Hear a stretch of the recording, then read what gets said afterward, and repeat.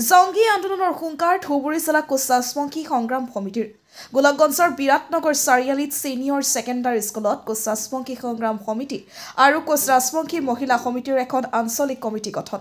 কোচাছপন্থী সংগ্ৰাম সমিতিৰ ধুবুৰী জিলা সভাপতি জগদীশ চন্দ্ৰ ৰায় আৰু কেন্দ্ৰীয় সম্পাদক দুলাল ৰায়ৰ নেতৃত্বত ৩১জনীয়া কোচাছপন্থী সংগ্ৰাম সমিতিৰ বিৰাটনগৰ চাৰিআলি আঞ্চলিক কমিটি গঠন আৰু ৩১জনীয়া কোচাছপন্থী মহিলা সমিতিৰ বিৰাটনগৰ চাৰিআলি আঞ্চলিক কমিটি গঠন কৰে। কমতাপুৰ ৰাজ্য গঠন, কোচাছপন্থী জনগোষ্ঠীৰ জনজাতিকৰণ আৰু কোচাছপন্থী সংগ্ৰাম সমিতিৰ বিভিন্ন সমস্যা সমাধান কৰাৰ বাবে কোচাছপন্থী সংগ্ৰাম সমিতিয়ে চৰকাৰক দাবী জনায়। আজি নৱগঠিত কমিটিখন আগন্তুক দিনত শক্তিশালী ৰূপে কাম কৰিব বুলি মন্তব্য কৰে। সমান্তৰালকৈ অহা জানুৱাৰীত বিৰচিলাৰাই মেলা ময়দানত গণসমাৱেশ হ'বলৈ গৈ আছে। উক্ত সমাৱেশত বিভিন্ন ধৰণৰ কাৰ্যসূচী হাতত লোৱা হ'ব বুলিও জনায়। আৰু ২০২৬ নিৰ্বাচনৰ পূৰ্বে কোচাছপন্থীসকলৰ দীৰ্ঘদিনীয়া ঐতিহাসিক পৃথক কমতাপুৰৰ দাবী যদি পূৰ্ণ নহয় তেন্তে চৰকাৰ তাৰ পৰিণাম ভোগ কৰিবলগীয়া হ'ব বুলি জনায়। আৰু লগতে বিভিন্ন ধৰণৰ চৰকাৰ বিৰোধী শ্লোগান দিয়ে। লগতে আগন্তুক দিনত জংগী আন্দোলনৰ হুংকাৰ প্ৰদান কৰে। ইয়াৰ বাবে ৰাজ্য চৰকাৰে জগৰীয়া হ'ব বুলি সকীয়াই দিয়ে। গোলাপগঞ্জৰ প্ৰতাপন report, North East Frontier news.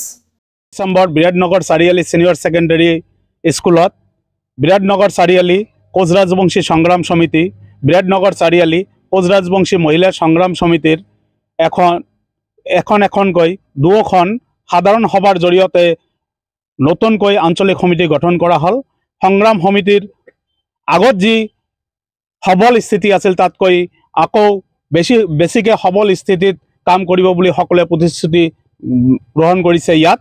আৰু আমি এই আপোনালোকৰ জৰিয়তে অসম চৰকাৰক আকৌ আমি সকীয়াই দিব বিচাৰিছোঁ যে এই কোচ ৰাজবংশী জনগোষ্ঠীত কিমানবাৰ এই জনগোষ্ঠীটোক অৱহেলিত, প্ৰাপ্য অধিকাৰৰ পৰা বঞ্চিত লাঞ্ছিত এই জনগোষ্ঠীটোক অসম চৰকাৰ আৰু কেন্দ্ৰীয় চৰকাৰে যি আভুৱা বকি আছে, সেই আভুৱা বকাৰ আমি এই উদ্দেশ্যে কোচ ৰাজবংশী সংগ্ৰাম সমিতি আমি তীব্ৰতৰ আন্দোলন গঢ়ি তুলিম। আৰু আমি সকীয়াই দিছোঁ কোচ ৰাজবংশী সংগ্ৰাম সমিতিৰ অংশীদাৰী দল সংগঠন মানে কোচ ৰাজবংশী ঐক্য মঞ্চৰ জৰিয়তে আমি যিবিলাক আমি আন্দোলন কাৰ্যসূচী হাতত লৈছোঁ সেইবিলাকতো সকীয়াই দিছোঁ। আৰু কোচ ৰাজবংশী জনগোষ্ঠীয় আমাৰ যিটো বিৰাটনগৰ চাৰিআলি আঞ্চলিকৰ আজি যি প্ৰতিনিধি সভা হ'ল এই চৰকাৰক সকীয়াই দিব বিচাৰিছোঁ।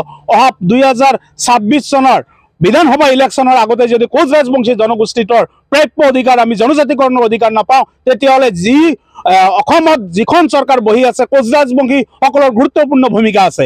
সেই গুৰুত্বপূৰ্ণ ভূমিকা আমি আকৌ গ্ৰহণ কৰি সেই যিখন গদিত বহি আছে কোচ ৰাজবংশী জনগোষ্ঠীৰ কাৰণে সেই গদিৰ পৰা কিন্তু আমি নমুৱাই দিব পাৰিম। সেইকাৰণে আমি অসম চৰকাৰক আৰু কেন্দ্ৰীয় চৰকাৰক পুনৰবাৰ আহ্বান জনাইছোঁ যে ২০২৬ চনৰ বিধানসভা ইলেকশ্যনৰ আগতেই কোচ ৰাজবংশী জনগোষ্ঠী জনজাতি কৰিব লাগিব, নহ'লে জংগী আন্দোলন কিন্তু আমি হাতত ল'বলৈ বাধ্য হ'ম। এই কথাটো মই মেছেজ যোগে আপোনালোকৰ জৰিয়তে আমাৰ সৰ্বত্ৰে মই জনাই দিলোঁ। আজি মই ধুবুৰী জিলা কোচ ৰাজবংশী সংগ্ৰাম সমিতিৰ প্ৰেচিডেণ্ট হৈ মই ধন্যবাদ জনালোঁ যে আজি আমাৰ নৱগঠিত বিৰাটনগৰ চাৰিআলি আঞ্চলিক কোচ ৰাজবংশী সংগ্ৰাম সমিতি, বিৰাটনগৰ চাৰিআলি আঞ্চলিক কোচ ৰাজবংশী মহিলা সংগ্ৰাম সমিতিৰ দুখন আঞ্চলিক কমিটি পূৰ্ণাংগৰূপে আমি ছিনিয়ৰ ছেকেণ্ডাৰী স্কুলত আমি গঠন কৰিলোঁ। যে এই গঠনৰ জৰিয়তে মই চৰকাৰক এটা মেছেজ দিব বিচাৰিছোঁ যে চৰকাৰে যিহেতু আমাক কোচ ৰাজবংশী জনগোষ্ঠীক বিভিন্নভাৱে আমাক বঞ্চিত কৰি আছে, যে এই বঞ্চিতৰ কাৰণে আমি আমাৰ যে কোচ ৰাজবংশী সংগ্ৰাম সমিতিৰ কেন্দ্ৰীয় সমিতি আছে তাৰ নিৰ্দেশ মৰ্মে আমি অহা জানুৱাৰী মাহৰ ৮ তাৰিখত আমি ধুবুৰী জিলাৰ গোলাপগঞ্জৰ অন্তৰ্গত বিশ্ব মহাবীৰ চিলাৰায়ৰ মেলা ময়দানত আমি এখন মানে জনসমাৱেশৰ আয়োজন কৰিছোঁ। সেই আয়োজনত আমি চৰকাৰক দেখুৱাই দিম যে আমি কোচ ৰাজবংশী জনগোষ্ঠীয়ে যে আমাক যে সুদীৰ্ঘ দিন ধৰি যে আমাক মানে লাঞ্ছিত বঞ্চিত কৰি আছে, যে আমি তাতে আমি অহা জানুৱাৰীৰ ৮ তাৰিখত আমি বিভিন্ন আন্দোলনৰ কাৰ্যসূচী আমি ঘোষণা কৰিম।